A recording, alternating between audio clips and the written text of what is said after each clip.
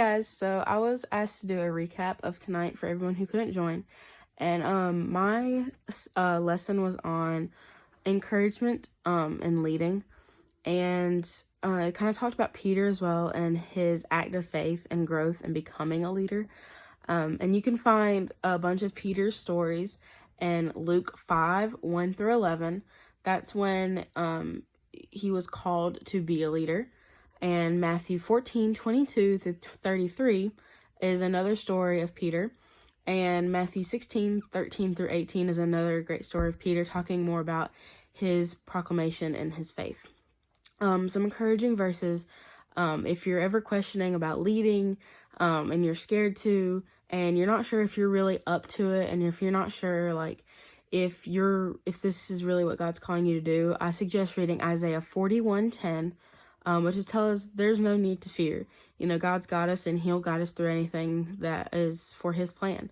And another great encouraging verse of one of my favorites is Isaiah 6:8. And basically it's telling us when God calls us to answer when he calls us to do anything. And my favorite verse is 1 Timothy 4:12. And it doesn't matter our age, and it doesn't matter how much we know. As long as we know what the Bible says, we can lead and we can show other people the truth. And again, if God calls you to do anything just like this, do it, because I'll tell you, it's worth it.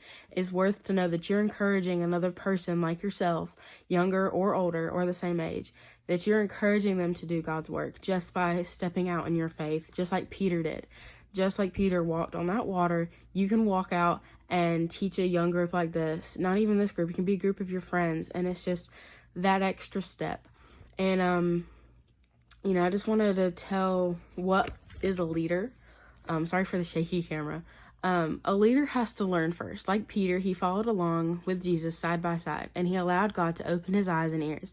That is where a good leader starts. They learn so they can teach.